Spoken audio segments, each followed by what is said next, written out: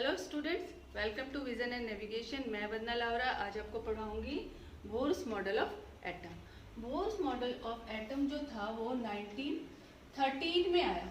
ठीक है, 1913 में बोर ने ये मॉडल दिया और इनके according to Bohr old classical laws, पुराने अब तक जितने भी लॉज आए थे किसको लेकर, एटम को लेकर, एटॉमिक स्ट्रक्चर को लेकर, एटम के स्ट्रक्चर को लेकर जितने भी लॉ आए थे वो सब के सब एटॉमिक पार्टिकल्स की प्रेजेंस को सेटिस्फैक्ट्री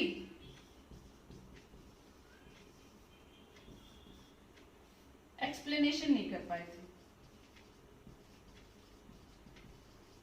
और these laws were not good for in respect to explain atomic structure।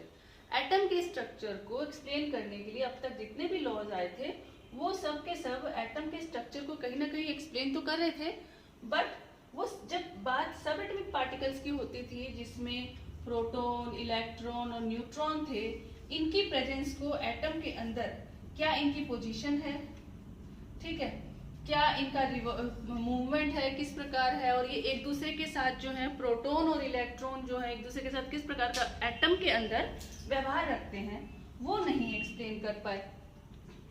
तो उस वजह से बोर को लगा कि ये सारे जो क्लासिकल लॉ हैं, अब तक के पुराने जितने भी लॉज हैं, they are not good regarding subatomic particles. तो फिर उन्होंने क्या किया, और ऊपर से रदरफोर्ड का जो मॉडल आया था, रदरफोर्ड ने भी अच्छी खोज की थी गोल्ड फॉइल पे अल्फा पार्टिकल्स का बॉम्बार्डमेंट करके। उन्होंने ही बताया कि एक एरिया ऐसा है जहाँ पे पॉजिटिव चार्ज है, बाकी तरफ जो अल्फा पार्टिकल्स सब मूव हो गए, एक पर्टिकुलर जगह से वो मूव नहीं हुए, इसका मतलब मोस्ट ऑफ द पार्ट जो है एटम का वो एम्प्टी है। तो रदरफोर्ड के मॉडल पे कुछ ऑब्जेक्शन थे। To overcome those objections Bohr ने क्या किया, उन्होंने मैक्स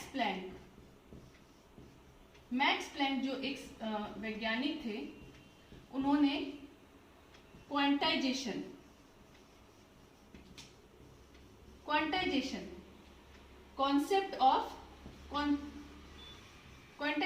कॉन्सेप्ट दिया था। तो इस कॉन्सेप्ट को ध्यान में रखकर बोर ने एक मॉडल बनाया, ठीक है, और उसे सबके सामने पेश किया, जिसमें उन्होंने बहुत ही ध्यान से और बहुत ही अच्छे ढंग से प्रोटॉन इलेक्ट्रॉन की पोजीशन को बताया। सबसे पहली बात जो उन्होंने बताई वो ये थी कि इलेक्ट्रॉन्स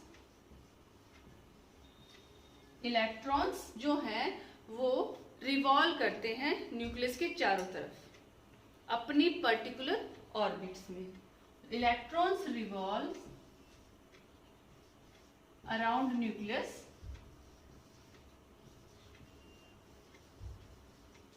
in their respective अपनी ऑर्बिट्स में, मतलब वहां पे ऑर्बिट्स होते हैं, ऑर्बिट्स को शेल भी कहा गया। कैसे, ये हो गया एक न्यूक्लियस, क्योंकि हमें पता चल चुका था कि न्यूक्लियस जो है वो पॉजिटिव है,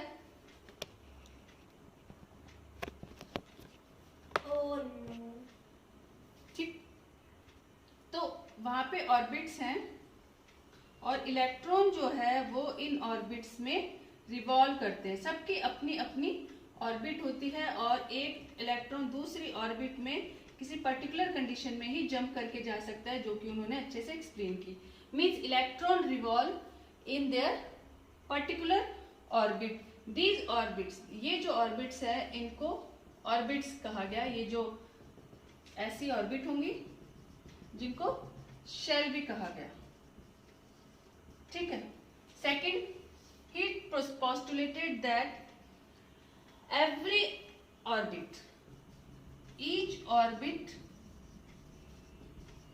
have its own अपनी decided हर एक ऑर्बिट की अपनी डिसाइडेड एनर्जी है।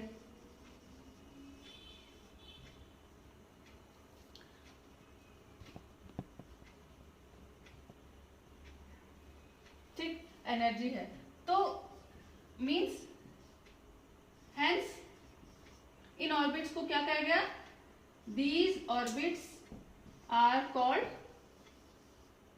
एनर्जी लेवल, इनको एनर्जी लेवल भी कहा गया। शेल, ऑर्बिट और एनर्जी लेवल इनको कहा गया।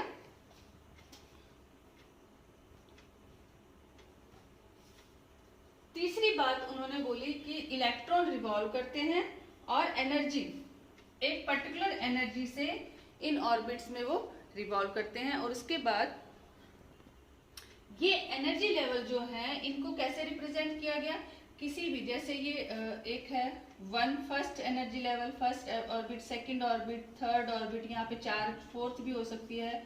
तो इन एनर्जी लेवल को, एनर्जी या फिर शेल्स को ऑर्बिट हम कह लेते हैं।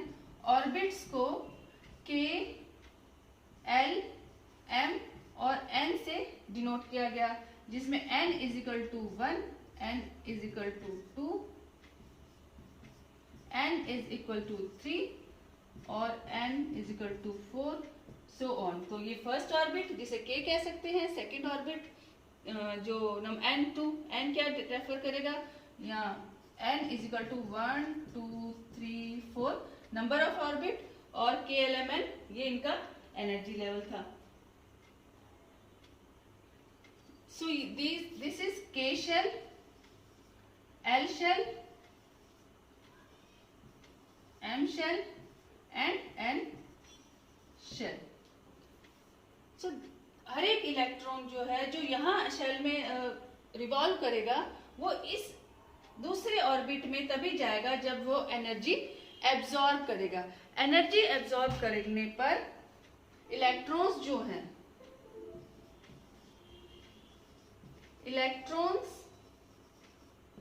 एब्जॉर्ब एनर्जी, और जब वो एनर्जी एब्जॉर्ब करेंगे they will jump to higher energy level.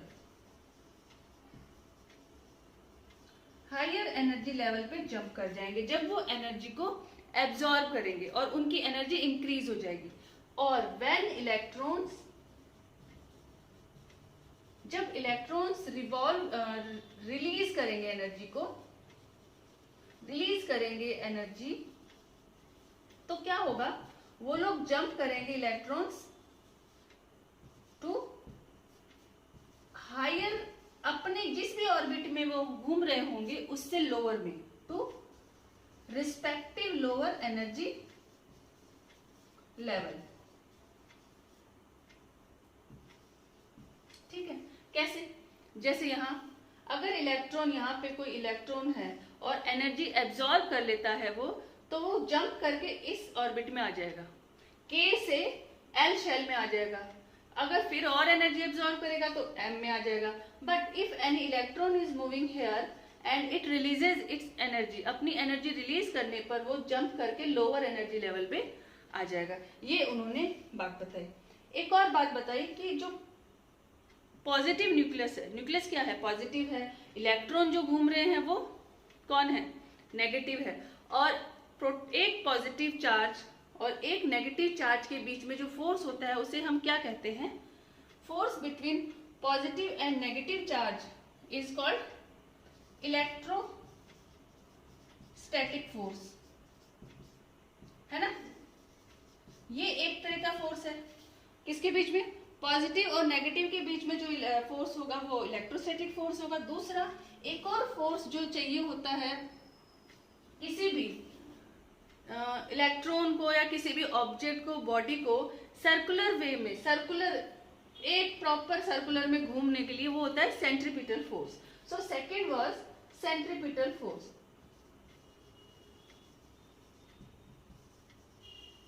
Centripetal force होगा, ये दोनों फोर्स जो हैं वो इलेक्ट्रॉन को रिवॉल्व करने में चाहिएंगे।